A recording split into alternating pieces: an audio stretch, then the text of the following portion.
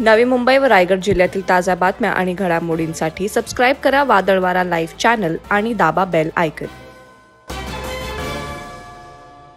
नवी मुंबईतील अक्षता म्हात्रे आणि उरण शहरातील यशश्री शिंदे हत्या प्रकरण ताजे असतानाच पनवेल तालुक्यातील न्हावे गावातून एक धक्कादायक बातमी हाती आली आहे। न्हावे गावातील प्रीतम अरुण म्हात्रे यानं एकतर्फी प्रेमातून 24 वर्षीय तरुणीच्या डोक्यात लोखंडी रॉडनं जीवघेणा हल्ला केलाय।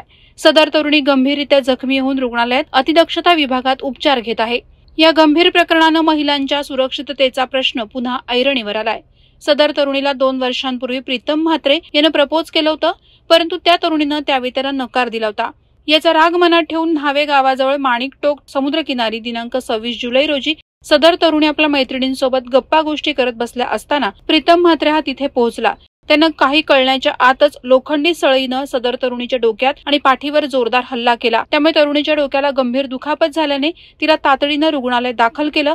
तरुणीच्या डोक्याला 10 टाके पडले असून ती अतिदक्षता विभागात उपचार घेत आहे।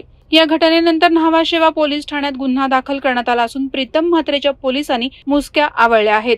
या घटनेमुळे परिसरात संतापाची लाट उसळली असून आरोपी प्रीतम म्हात्रेला कठोरात कठोर शिक्षा व्हावी अशी मागणी करण्यात आली आहे। वादळवारा लाईव्ह साठी न्यूज ब्युरो पनवेल। नवी मुंबई व रायगड जिल्ह्यातील ताज्या बातम्या आणि घडामोडींसाठी सबस्क्राईब करा वादळवारा लाईव्ह चॅनल आणि दाबा बेल आयकॉन।